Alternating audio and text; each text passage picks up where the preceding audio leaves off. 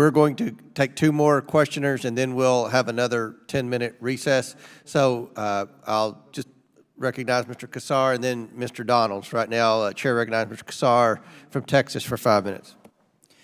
It's clear from this hearing that Democrats are pro-accountability, equal treatment under the law, and for paying your taxes. In the Hunter Biden case, we've heard that the Trump-appointed U.S. attorney took the extensive work of the IRS investigation and got the most severe penalty that he thought was possible, and he was held accountable. But there are so many millionaires and billionaires and big corporations that are never held accountable for tax evasion. And in fact, they are shielded by this GOP majority. Republicans are not interested in that kind of accountability. Instead, they're interested in trying their hardest to embarrass the president and prevent our government from operating as it should. If Republicans were truly interested in holding the powerful accountable, we would be holding hearings on making sure the IRS has the resources to investigate every billionaire and every big corporation who cheats on their taxes.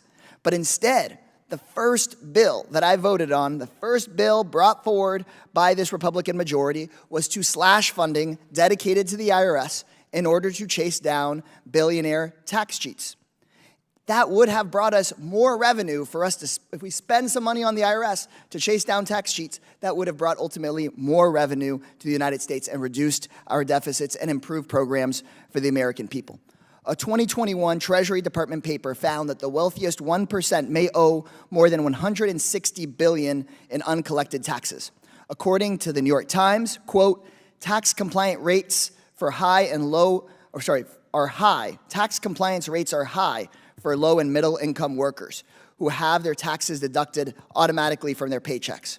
The rich, however, are able to use accounting loopholes to shield their tax liabilities. So I'd like to reiterate, low and middle income Americans have high tax compliance rates. They pay their taxes.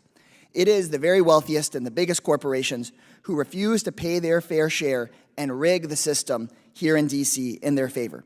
So, Mr. Chairman, I'm interested in whether you could commit in short order to holding a hearing about holding billionaires and big corporations accountable for evading their taxes. I think this could be a bipartisan hearing. It could result in reductions to the deficit. And if we have interest in holding folks accountable on tax evasion, I think we should be looking at the biggest fish we can across the board. We're starting here today. No, but we're having a hearing about accountability. But what I want to know is why it is folks have voted for cutting billions of dollars in order to let folks off the hook. So I'd be interested in if we could have a hearing on the fact that the IRS has lost to attrition thousands of employees, including those with sophisticated skills. It used to be that 41,000 audits happened a year for millionaires. That was 10 years ago. But in fiscal year 2020, the IRS only audited 11,000 millionaire returns. Only about 7,100 of those returns were audited by revenue agents who are the most highly qualified auditors. So I want to know, Mr. Chairman, can we have a hearing? I think this is something we could all get behind. Have a hearing about billionaires and big corporations at large scale, potentially getting away with, from the latest reports, we're talking about $160 billion in uncollected taxes. I would like to see whether there might be interest from anybody on the other side of the aisle on us having that kind of a hearing. Any interest? Really, I have over a minute of time. Mr. Sessions, that'd be great. I think that would be a good hearing for us to have.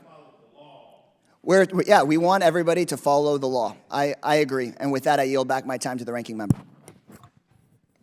Will you